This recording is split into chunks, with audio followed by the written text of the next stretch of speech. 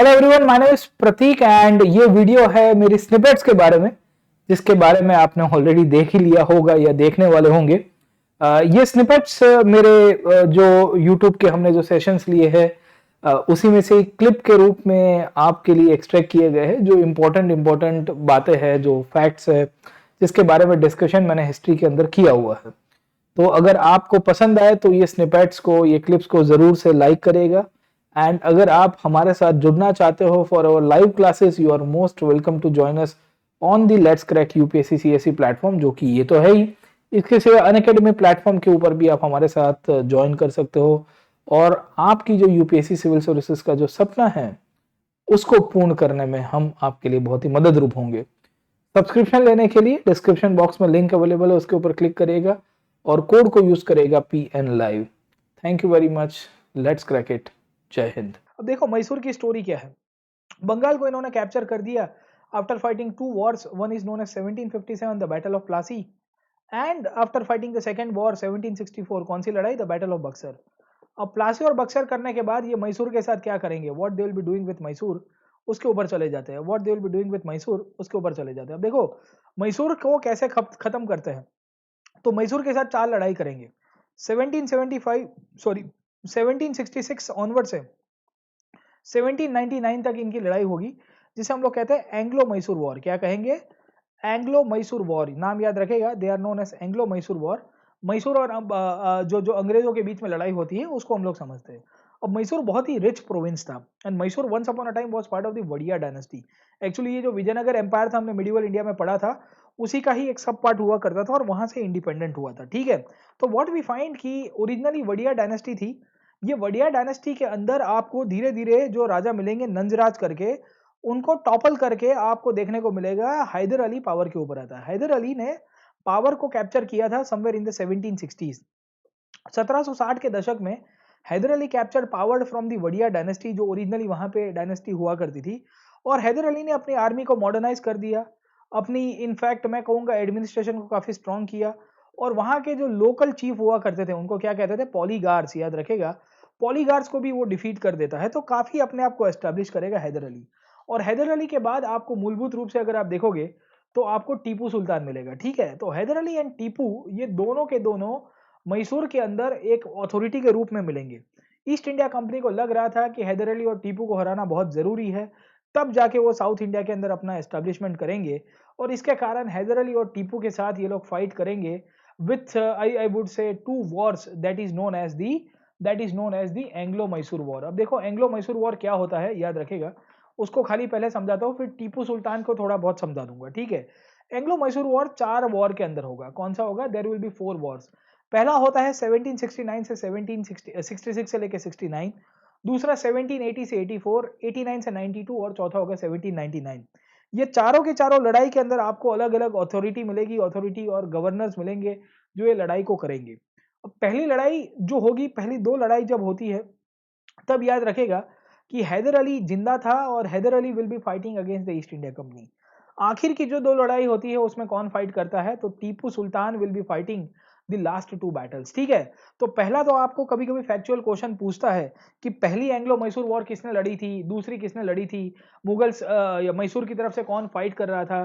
तो आपको पॉइंट पता होना चाहिए कि जो फाइटिंग अथॉरिटी जो थी मैसूर की तरफ से, उसमें आपको पहले हैदर अली मिलेंगे, फिर टीपू सुल्तान मिलेंगे। ठीक है, तो हैदर अली कौन था? तो मैंने आपको बताया कि वो एक छोटा सा आर्मी ऑफिशियल था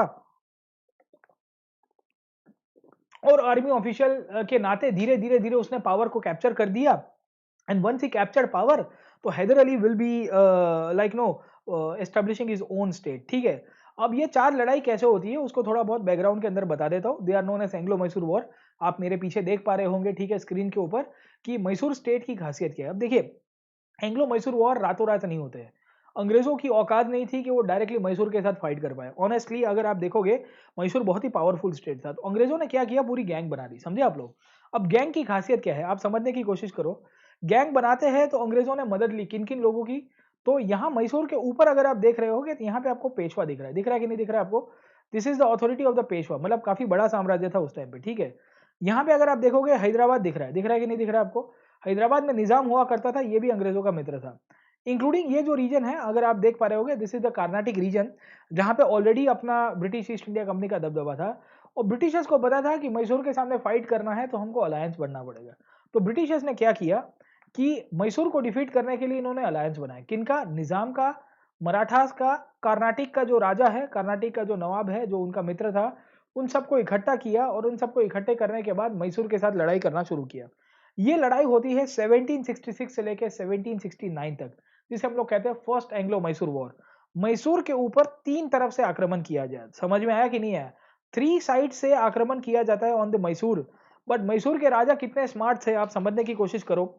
मैसूर के राजा कितने, मैं कहूंगा कि पावरफुल थे। हैदर अली ने अपने डिप्लोमेसी का यूज किया और मैसूर के ऊपर जब 3 तरह की लड़ाई होती है या 3 तरह से अटैक किया जाता है, हैदर अली ने अपनी डिप्लोमेसी का यूज करके इनफैक्ट अंग्रेजों को इकट्ठा कर दिया और अंग्रेजों को इकट्ठा करने के बाद, मतलब अंग्रेजों का है ना, आइसोलेट कर दिया। और आइसोलेट करने के बाद अंग्रेजों की ऐसी पिटाई की बात मत करो। पिटाई का परिणाम यह हुआ कि हैदर अली मद्रास पहुंचता है। मद्रास मतलब फोर्ट सेंट जॉर्ज, जो अंग्रेजों का सबसे मुख्य मथक था। वहां पे पहुंचने के बाद finally Haidar Ali east India company के साथ एक कोरा कागज देगा और उनको कहेगा कि चल साइन कर रहे। Getting my point? तो ये कोरा कागज है जिसे हम लोग कहते हैं ट्रीटी ऑफ मद्रास। याद रखेगा, the Treaty of Madras is very important treaty that was signed by Hyder Ali and it was dictated by Hyder Ali. Haider Ali ने उसको डिक्टेट किया था। हैदर अली ने कहा था कि भाई इसका क्या सिग्निफिकेंस है। पहली लड़ाई हुई, पहली लड़ाई में हैदर अली का पत्ता भारी रहा था। अब उसके बाद क्या हुआ? उसके बाद अंग्रेजों को लग रहा है कि कुछ करना पड़ेगा। अंग्रेज वेट कर रहे थे कि कुछ बड़ा करे। 1780 तक आते आते 1780 तक आते आते अंग्रेजों ने हैदर अली को और उकसाया। कैसे उकसाया?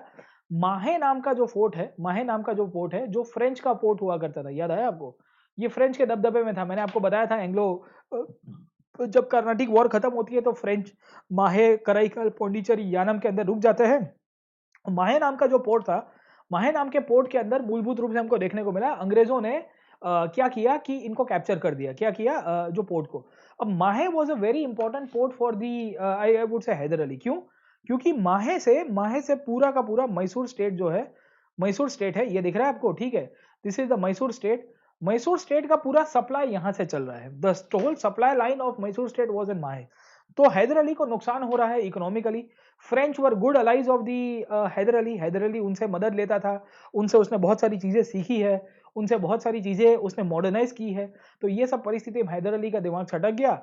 हैदर अली ने लड़ाई कर दी। अब ये जो लड़ाई होती है, ये लड़ाई को हम लोग सेकेंड एंग्लो मैसूर वॉर कहेंगे। याद रखेगा, सेकेंड एंग्लो मैसूर वॉर का जो परिणाम आता है, ये परिणाम के अंदर स्टेटस को मेंटेन होगा। अब ये जो लड़ाई होती है, ये लड़ाई में हैदर अली का मृत्यु हो गया। अब हैदर अली का मृत्यु क्यों हुआ? तो ऑलवेज रिमेंबर कि ये हैदर अली का मृत्यु लड़ाई के दौरान नहीं होगा, बट वो इन बिटवीन मारा जाता है इन द ईयर 1782, 1782 के आसपास का टाइम है। This is the period somewhere around the year 1782। उसको है ना कैंसर हो गया होता है एक्चुअली, ही वाज इल और वो थोड़ा बीमार भी था। So because he was ill तो उसका मृत्यु हो गया हैदर अली का। And because Haidar Ali passed away तो there was a huge political vacuum, एक बहुत बड़ा पॉलिटिकल वैक्यूम पड़ा और टीपू पावर के ऊपर आया। ठीक है, तो Tipu Sultan will come to power in the year 1782 and he will be finally concluding this battle. और इनके बीच में एक ट्रीटी होती है जिसे हम लोग कहते हैं ट्रीटी ऑफ मैंगलोर। क्या नाम है?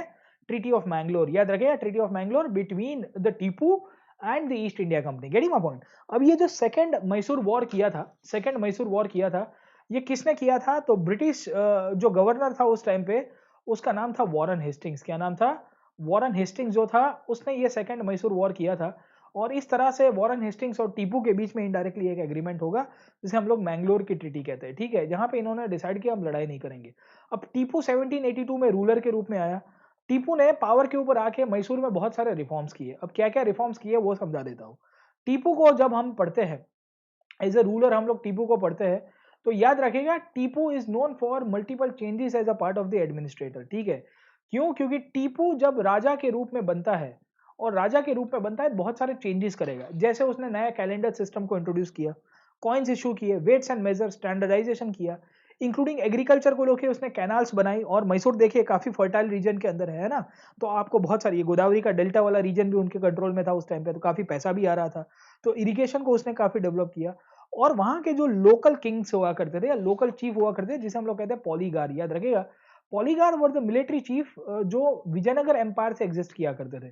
टीपू सुल्तान ने उनकी पिटाई कर दी, उनको कहा कि बेटा तुमको मेरे अंडर में ही रहना है, मैं आपको अलाउ नहीं करूंगा, ठीक है। तो टीपू ने इन सब की जब पिटाई कर दी तो पॉलीगार्ड्स को खत्म किया, अपनी आर्मी को एक्सपांड किया और जैकोबिन का सदस्य बन गया। अब हु वर जैकोबिन्स? जैकोबिन्स वर मूलभूत रूप से अगर आप देखोगे तो फ्रेंच मैं कहूँगा एक एक एक एक एक ग्रुप था, प्रेशर ग्रुप के रूप में था, या फ्रेंच के अंदर का मैं हम लोग कह सकते हैं कि एक अथॉरिटी था जिसने फ्रांस की क्रांति करने की उस टाइम पे कोशिश की थी अगेंस्ट द किंग, ठीक है। इंक्लूडिंग वो इतना प्रभावित था कि उसने ट्री ऑफ लिबर्टी जो फ्रांस की क्रांति का जो सिद्धांत है ना, लिबर्टी, इक्वालिटी, फ्रेटर्निटी, उन सब के ऊपर से एक लिबर्टी का झाड़ भी उसने बनाने की कोशिश की थी, ठीक है। तो ये कुछ-कुछ बातें हैं टीपू के बारे में, तो उसका एक पर्सपेक्टिव आपको पता होना चाहिए। टीपू एक शासक के रूप में आया। टीपू जैसे शासक के रूप में आया, टीपू ने कह दिया कि भाई कुछ भी हो जाए, अपने यहाँ से ब्रिटिश को निकाल देंगे, ठीक है। अब टीपू ने क्या किया, 1782 ऑनवर्ड से अपने बहुत सारे रिफॉर्म्स किए। For the next 7-8 years Tipu कुछ नहीं करता है। बाय द ईयर 1789 एंड 1790, 1789 1790 तक आते-आते Tipu will be going against the state of British in India. अब टीपू क्या करता है, थर्ड मैसूर वॉर करेगा। ये थर्ड मैसूर वॉर कैसे करेगा, तो टीपू है ना त्रावणकोर के ऊपर अटैक करेगा। किसके ऊपर करेगा? Travancore. If you can see over here, this is the Travancore state.